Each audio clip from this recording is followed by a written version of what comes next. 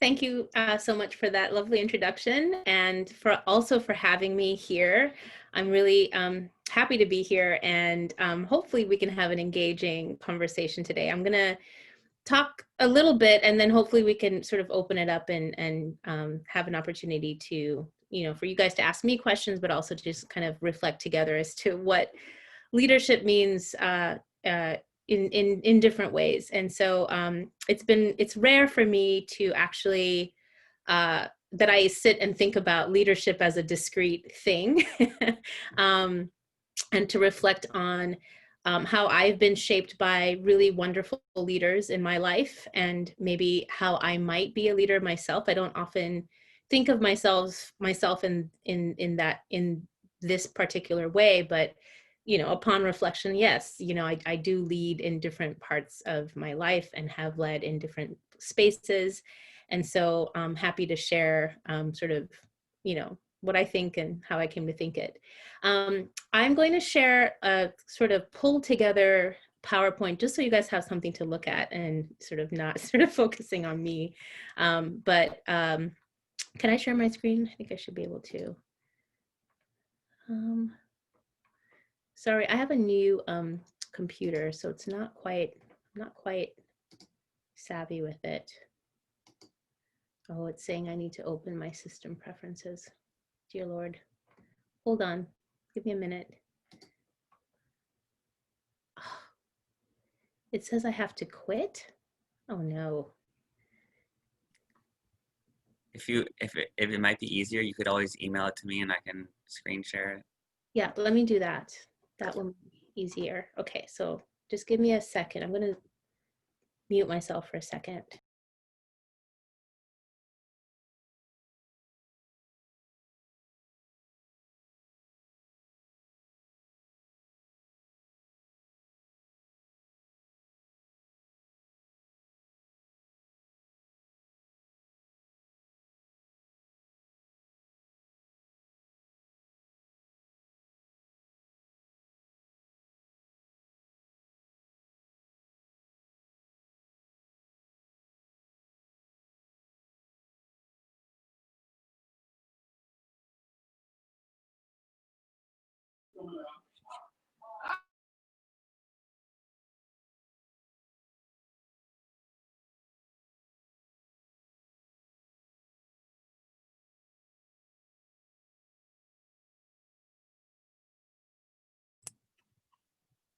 Anyone want to share how their day's going before we wait?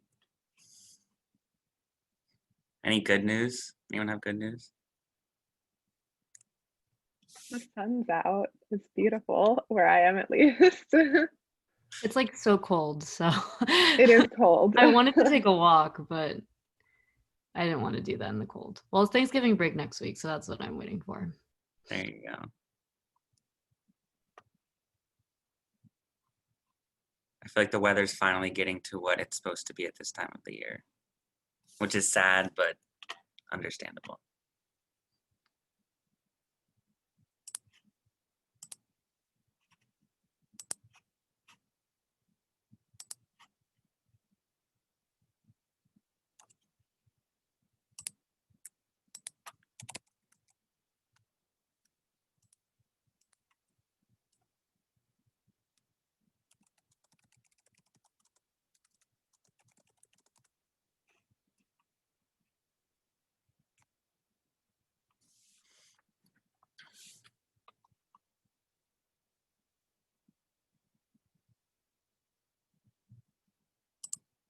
So Luke, you should have it now. Sorry, my computer is very slow right now. Right.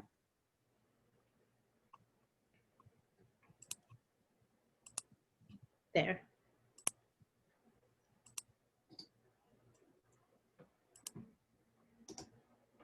My apologies. I didn't realize that this is what was going to happen.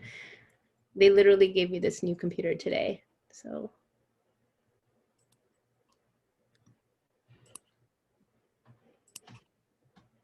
Refreshing.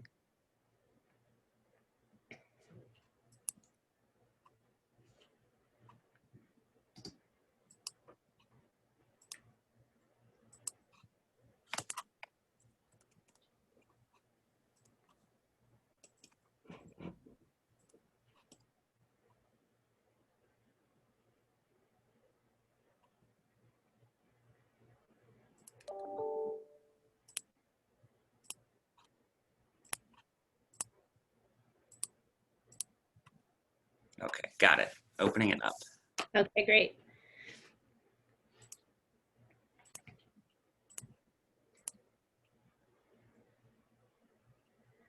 All right. Yeah, you can put it on the slideshow function. It should be. Yeah, so I think the biggest, the way that I sort of started to go down this road in reflecting on leadership for me, and also in reflecting on the leaders that I've been most inspired by through my lifetime, have been leaders who are also servants and who view themselves as servants first and sort of lead through service. And I think I sort of have unconsciously modeled myself in that way as well.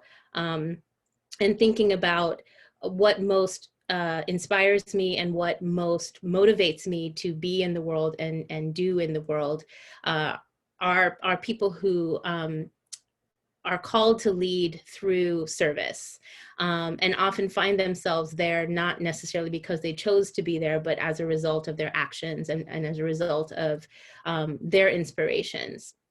So you can go forward. And so in terms of thinking about this, I found some literature. I was like, how do I even like begin to articulate this?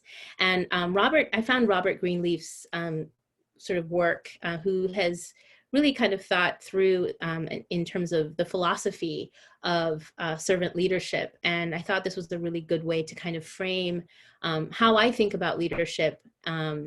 And he writes, or the center that he is named after him really exemplifies what I think a good leader is, right? One that is focused primarily on growth and well-being of the people around them, and to the communities that they belong in. And while traditional leadership is generally sort of fairly egotistical in nature and kind of can be seen as sort of centered on power and amassing power, I feel like servant leaders tend to think of themselves as a way, as a conduit for enabling communities to thrive and others to thrive, which then enables them to thrive. And so I really do think of myself as sort of part of community and in service of community, which I think very much led me to want to come to Loyola. I mean, I actually sought out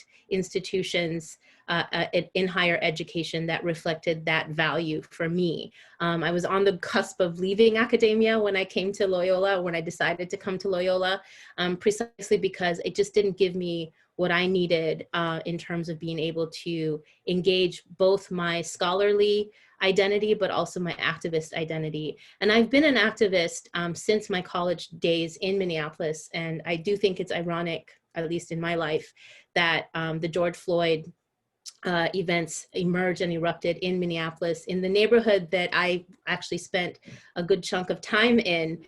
And remembering that I also was out on the streets, railing against police brutality when I was 18 and 19 years old.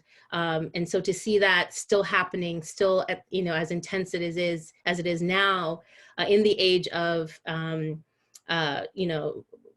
better technology to capture, police brutality. I feel like this is something that's been part of my life since being a young person in college myself. I've taken that activism through my education career, going into graduate school, and was very much inspired by folks that I organized with and who inspired me to continue to serve and to who lifted up my voice and included my voice in many of the spaces that I participated in. And then I also sort of learned how to do the same for others, which is partially why I also kind of, I think, decided to go take the path of being a teacher as well. You can go to the next slide. And so just to kind of give you sort of a little bit of my biography and how my life experiences have shaped the particular path that I've taken, I spent a good chunk of my childhood, I was almost 10 years old when I moved to the United States. My mother is from Minnesota and my father is Nigerian. And they moved to Nigeria when my father was still in college, just after I was born. I was about 3 months old when they took me back. And we went back to his home region, which is the Niger Delta, which is where some of the images you see here, Nigeria it's the most southern region of Nigeria. And you can see the topography there. It's very watery. It's a sort of riverine sort of region. It's also the place in Nigeria where the oil comes out of. Most of the oil and most of the revenue of Nigeria is being produced. And ironically, these are the most impoverished communities in Nigeria. And so while my father, came from a fairly elite family, which enabled him to go to college in the United States, and he finished his degrees in Nigeria. At the time, Nigeria was doing very well because of oil. I did spend a lot of my time with my grandparents in Warri City, which is one of the sort of oldest places where oil has been extracted in Nigeria, and got a real sort of steeping in my father's culture and society. And as I was growing up, sort of noticing the poverty that surrounded us and the kind of suffering that came with it. Not surprisingly, the End SARS campaign that just erupted on social media recently was originally triggered by an incident in the Niger Delta, in literally my hometown in Ughelli, with the militarization of the police. And that is something that people in the Niger Delta have lived with for at least 3 decades, if not longer. The deep militarization of this region, precisely because it produces oil. It at one point was the 6th largest producer of oil in the world. It is what they call sweet oil, requires very little refining. And even so, you can see in this image here with those plumes of smoke, the black smoke and the sort of environmental degradation that comes with it, how that oil is produced is very far from the standards that we would impose on oil production anywhere else in the world. Very little consciousness around protecting the environment or protecting the health of the people there. So that is the context out of which I have become aware of the world, and I became aware of the world before we even came to the United States. I've maintained my relationships with my extended family there. And this place has inspired a lot of my work and broader international sort of engagement. And so I kind of split myself between that world and this world, growing up in the United States and learning what it means to be Black, and what that identity has come to mean for me over time, was very much informed by this experience of coming from a place like Nigeria and growing up in a place that was predominantly white. And so even though I had this international experience, my experience growing up and coming of age in a place like Minneapolis, in fact, we moved to northern Minnesota before we moved down to Minneapolis, very much informed how I saw the world, what I noticed in the world, and some of the weirdness of moving between these spaces as somebody who I think of myself as both very much Nigerian and also very much American. And so witnessing what I did in Nigeria and going back for my research time as a younger person, very much shaped what I was committed to, the ideals that I was committed to in terms of justice and giving and allowing and sort of nurturing people to sort of assert their voices in the world. Niger Delta communities don't see themselves as historical people. They very much see themselves as tied to this oil, crude oil production. My job as a historian has always been to be about, regaining a sense of historicity of this very rich place, and extending our knowledge of our past to a period before oil, and understanding what that means in terms of citizenship, rights, human rights in particular, environmental rights, and the like. And so that's kind of on the broader scale. And then I've always found myself, wherever I am in the world, that I am connected and plugged into the communities that I live in. and being very aware of local issues and local dynamics of which I am a part of. And in thinking about all of these spaces, whether in Nigeria, in growing up in northern Minnesota, and in Minneapolis as a young college student, the most memorable people in my life were humble and very compassionate. They wouldn't necessarily call themselves leaders, but they brought people along with them, working, and striving for better realities, better experiences for everyone around them. And they were often very quiet, very generous with their time. And I often model and strive to be a model in that sense myself, carrying these values with me. And so I see myself as both a scholar and an activist, as a scholar activist, and find myself often speaking truth to power in ways that I feel sometimes a little bit uncomfortable with, because I often sort of get ahead of my position. I kind of step out of my place often, but find that it is all often rewarded with greater awareness, greater action, and my sort of, I'm unable to kind of accept the status quo wherever I am. There's always something to be done, and there's always work to do, and there are always people to connect with. I think we can move forward. I couldn't find myself I couldn't find any pictures that I could transfer in this new computer, right, to show like my action shots in the field. But these are shots of me in different arenas, giving talks and raising awareness in different arenas. I'm very much committed to engaging scholars and activists in Africa. I'm not tied to kind of only doing scholarship and producing knowledge here in the West. Right now, I serve on an editorial board of a journal, very good journal, produced in Africa, and all the technical challenges that come with that. Very much committed to that, as well as producing new knowledge in these spaces.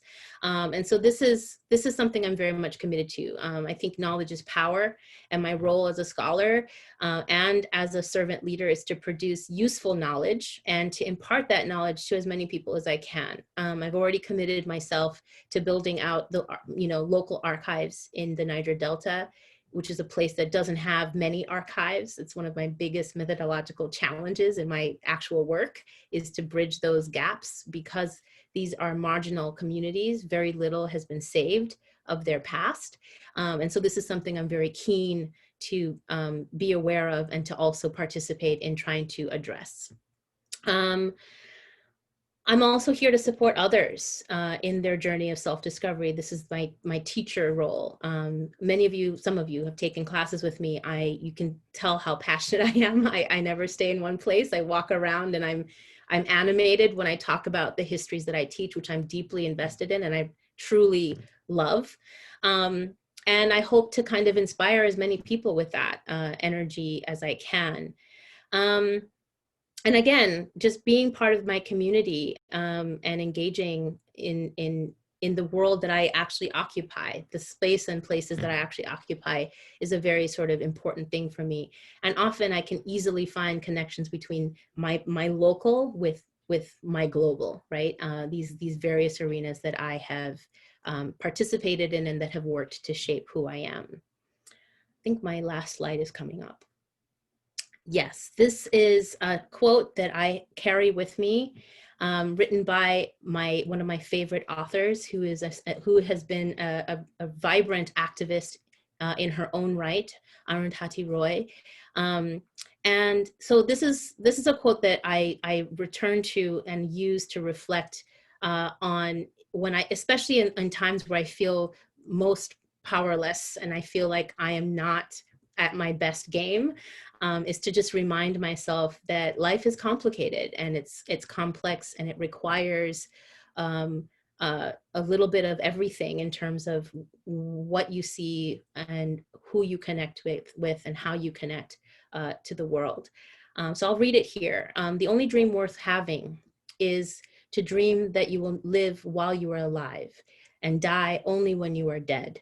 To love, to be loved, to never forget your own insignificance, to never get used to the unspeakable violence and vulgar disparity of the life around you, to seek joy in the saddest places, to pursue beauty to its lair, to never simplify what is complicated or complicate what is simple, and to respect strength, never power.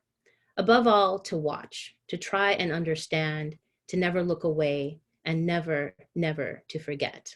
And as a historian, that very much resonates with me. Really sort of, some of us are really good at seeing and observing and bearing witness. Some of us are better at walking and asserting in the world and acting in the world. But often we required people with different kinds of strengths to come together to make the world new, to keep it moving forward, to transform it, to enact evolution.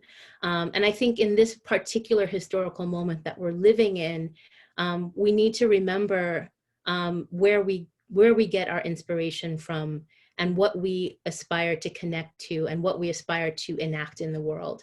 And so I think this is a really wonderful quote to help us reflect on the complexity of the world that we live in, the beauty and the ugliness that the world presents us, and how we sort of want to and choose to engage it. So I want to leave it here and open it up for questions or sort of things that you want me to flesh out a little bit more.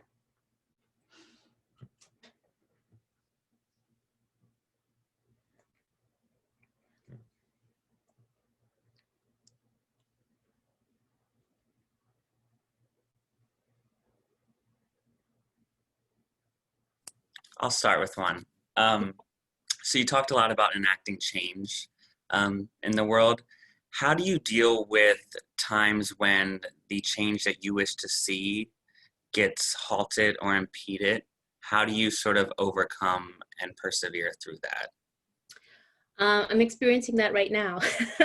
I think I've learned that when something that I'm working on that I really hope to kind of push through gets halted or gets thwarted in one way or another, I often find myself lately, and this comes with wisdom and some experience, but I've learned that it helps to try and understand why first, and really get a very good sense of what happened, right? Why didn't this work?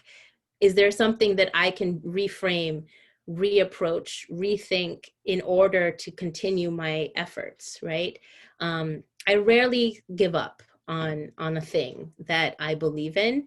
And I very much take the time to learn and recognize that setbacks are often opportunities to learn and expand and gain experience. And it's often very useful to engage in that kind of exercise. And it's also a way to kind of reboot and get more energy to kind of recommit to the thing that you're getting behind. Yeah.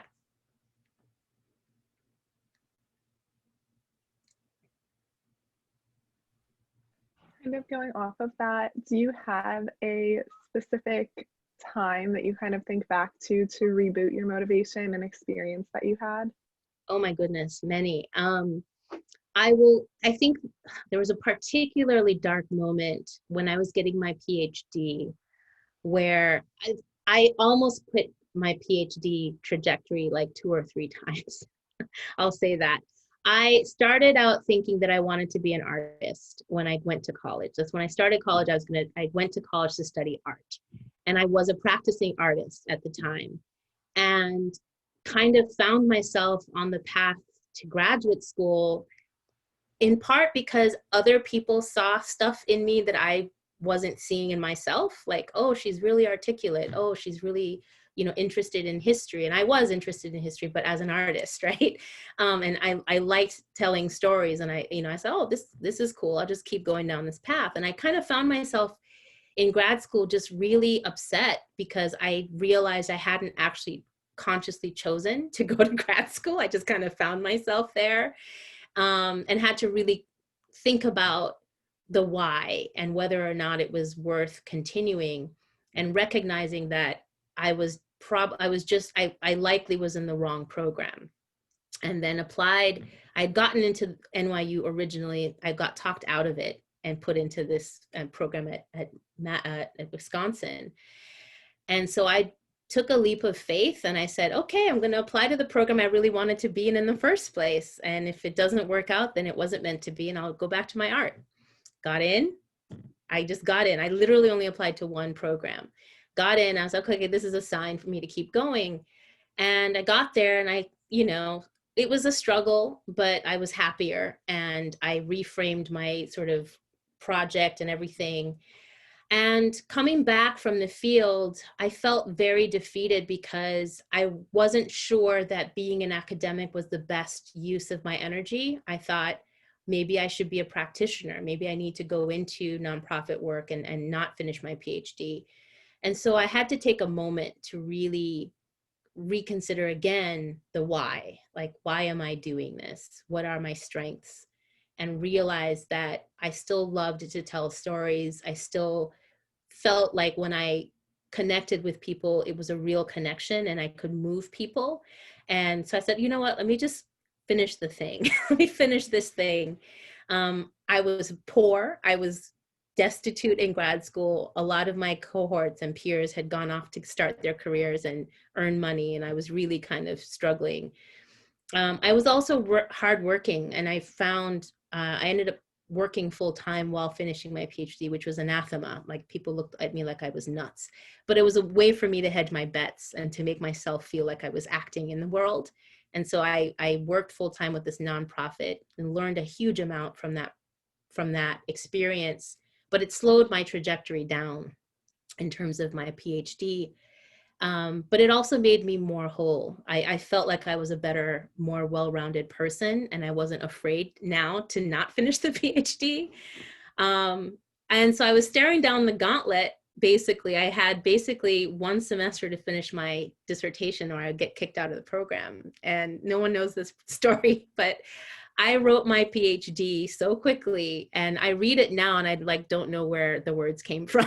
But in terms of answering the question, I mean, I found myself in those moments really getting myself down to the basics. Why am I doing this? What are my motivations?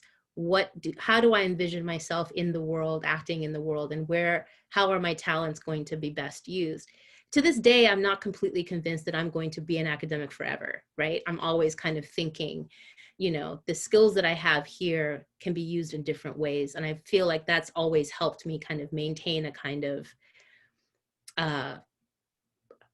more elastic way of being in this space and in the world, because it allows me to kind of not sort of adhere to institutions in ways that are toxic, but rather I give myself ways to kind of be flexible. And I think that's also a way to approach life, because you're often going to hit dead ends. And you always have to be flexible and resilient. And so building resiliency I think is really, really critical for surviving the world that we're living in right now.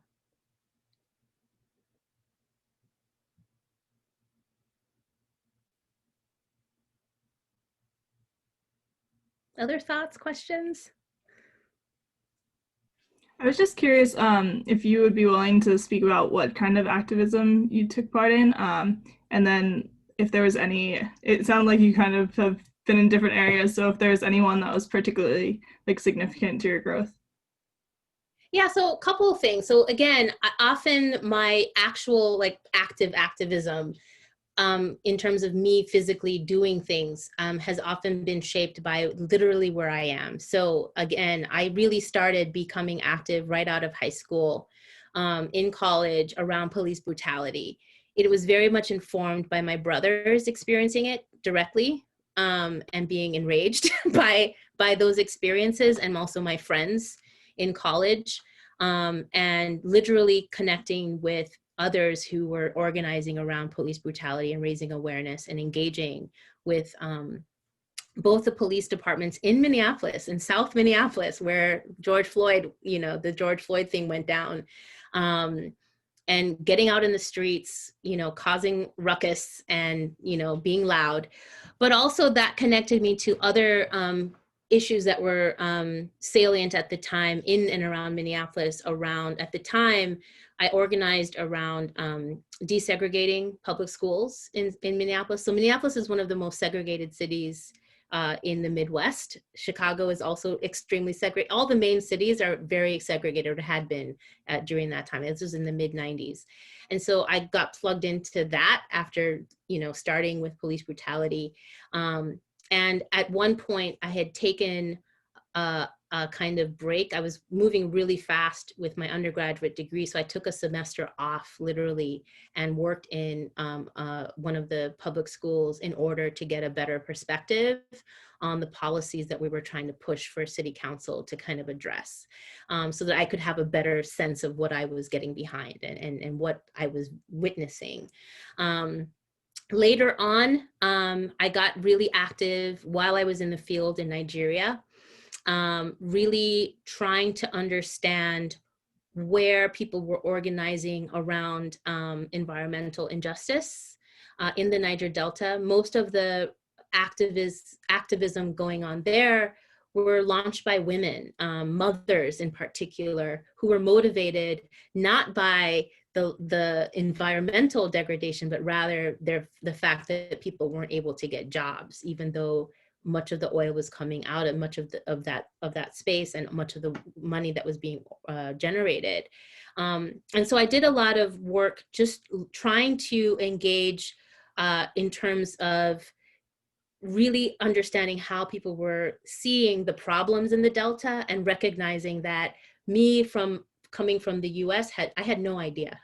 I had no idea what was really important to people on the ground. And that was my first real education in recognizing that good activism starts from a standpoint of learning as opposed to kind of wanting to get in and do something, and really recognizing that humility is the first ingredient in terms of participating in this type of work.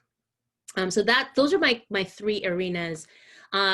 Living in Akron, I lived in Akron, Ohio for 5 years before coming here to Loyola. I got very much involved with city council and working on anti-racism work, which has now kind of gathered quite a lot of steam in the George Floyd era.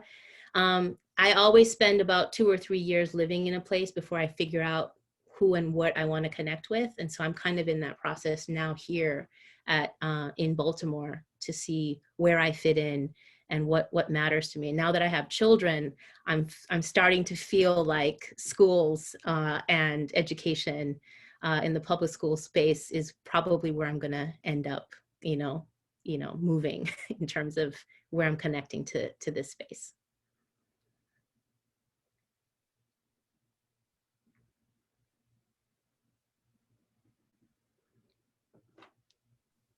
When you said you were you've done research in Africa and in around Nigeria and everything, what does that look like on a day-to-day basis? So what does your research as a historian, what does that look like? Are you gathering things? Are you talking to people? What tools do you have? And do you work independently or with teams? I guess I'm just really curious about that. That's a really good question. I actually have a blog that I did just coming out of the field. I think I'll put it in here. I don't know if it's still up, if it's still even alive. It was a way for me to write about the experience of doing my research at the time that I was doing it, back in between 2005 and 2007. Most of what I wrote in that blog was the 2007 period. But it's in a place like Nigeria, it's not as straightforward as going to England, which I had to do that too. So, and for most African historians, many of our archives are in Europe because they were former colonies of Europe. And we have to do field research as well and work with local archives. And so I had to split my time between different institutions and get different kinds of grants to allow me to do different things. So I actually got a Fulbright fellowship to get myself to Nigeria for what ended up being about 8 months. And I'd spent about 5 months previous to that longer period. And I found myself because I have family there, I was able to kind of just integrate very quickly into my field in the Delta, meaning that it was probably easier for me to get like to find basic things like housing, transportation, and things like that. And I had people kind of vouching for me and helping me navigate that.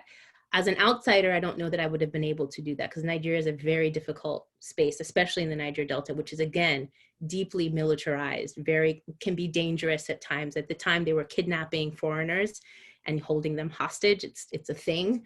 And of course, my fairness kind of singled me out. And of course, by then I had lost my ability to code switch. I used to sound like a Nigerian when I wanted to and sound like an American when I wanted to.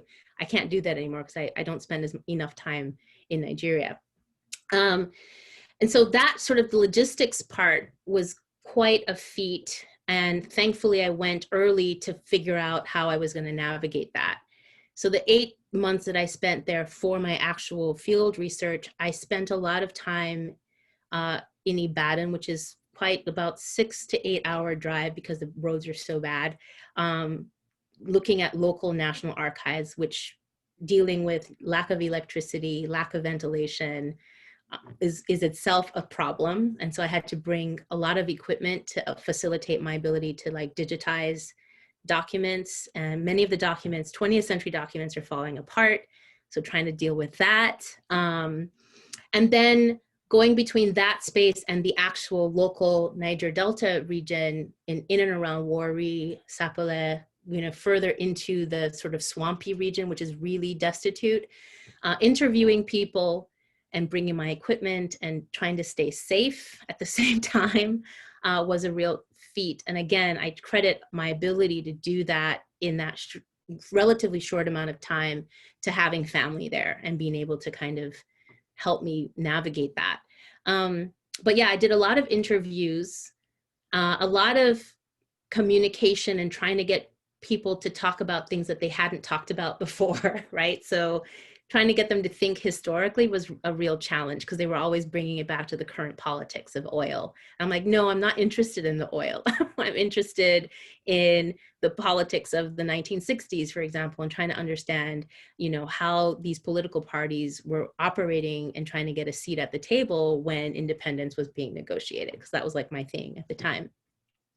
And found myself as a woman, and as a young woman at that, being perceived as not competent. That was a big frustration for me because my uncles would, for a lot of times, want to chaperone me to my interviews. And I had another elder friend who I found in the field, and he was like, I know all the people you need to talk to. I will help you navigate. And so I was like, that's great. But then he was like, I'm going to do the interviews for you. I was like, no, I can do that, and trying to negotiate access to people as a single young woman, and also manage the fact that everywhere I went, like people were like, you should come, go out with me, or I need to marry you. And, it was very kind of working through all of these various things, and my identity kind of got in my way, my various identities. And so it was a real hoot and challenge to get through the field. In my blog, I talk a lot about my frustrations in different ways, and the experiences there, and dealing with lack of infrastructure and really, really living in that space. When I was growing up there, Nigeria was not in as bad a shape. Infrastructure was much better. Things were just much better than they are now, and things have kind of decayed over time, which has been really hard to watch.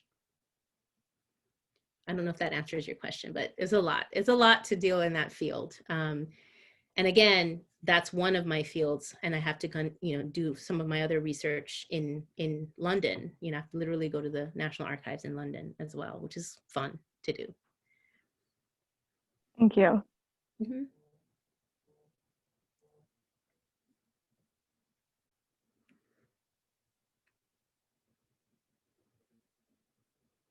Other thoughts, questions, conundrums?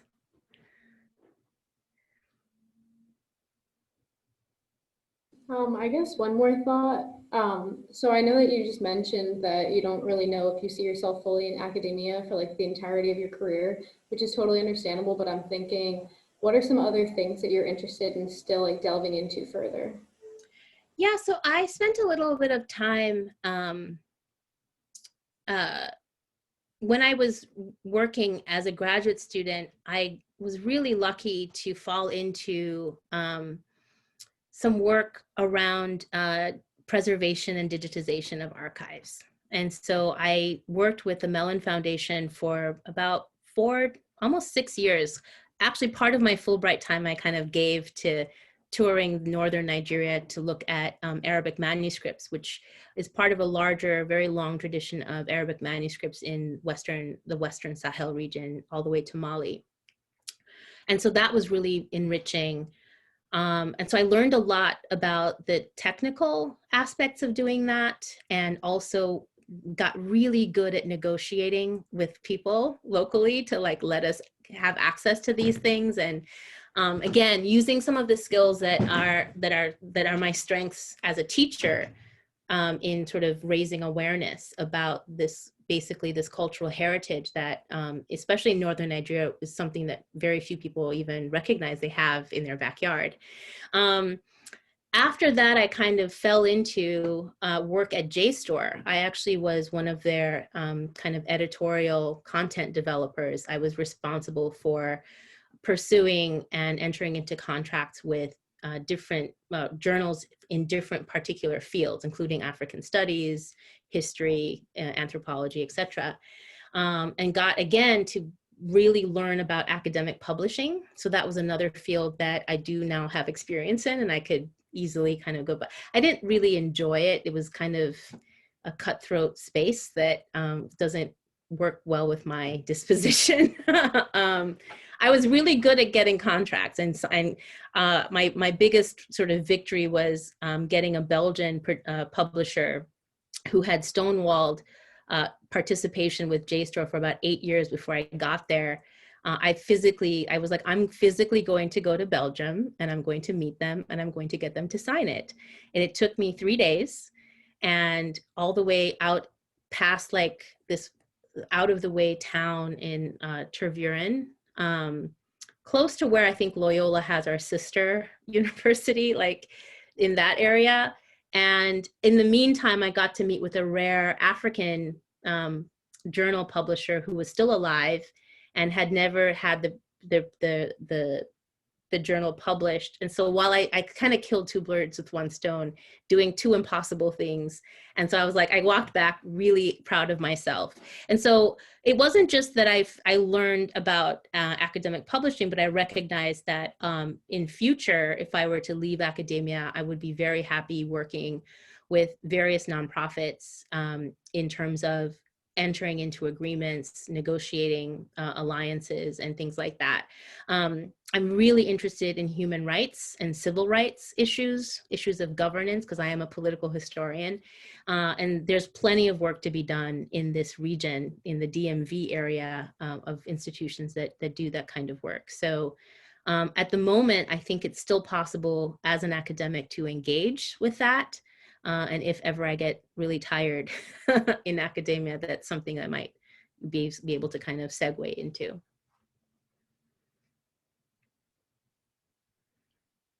Yeah, I think it's really important to always think of yourself as, having a number of skills that you hone in different spaces, and that your career is not a linear thing. It's not a linear process, but rather a set of experiences that cultivates ultimately who you're going to be in the future, right? That you are a person in process. It has always served me well to ask why. Why am I doing this? What for? Is this something that I will take joy in, and that I'm really interested in? But at the same time, also asking, what skills am I bringing to the table, and what am I going to learn? What skills am I going to acquire as I'm entering into this space? I don't think I was very good at that when I was younger. I wasn't aware that that's what I was doing. But now that I'm older, I can articulate that better. But I think the earlier you're able to be aware of that, the better you will be served, in terms of, you know, yourself, like you serving yourself, in the world that we're living in, which is very kind of changeable. It's really, really good to think of yourself as this sort of whole person with various aspects and various strengths that you can bring to the world and in different situations, and never kind of pigeonhole yourself into one particular track. I think that's really necessary these days.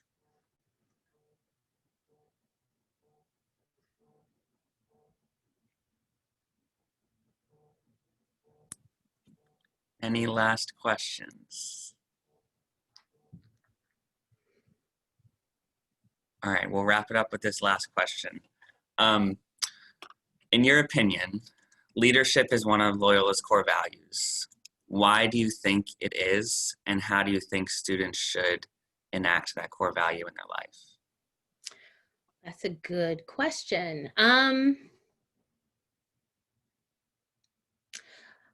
Again, leadership is never something I think of as an explicit trait, because leadership in and of itself is empty. And in the context of the Jesuit tradition, leadership comes out of experience and service. Again, I think I'm going to go back to the service thing. You cannot be a leader unless you've taken time to understand and serve in the space that you wish to lead, if that is an ambition. I often distrust people who have that as an ambition going into anything, right? That I want to lead this thing without having any experience or knowledge about the thing that you want to lead, right? Or the community that you want to lead.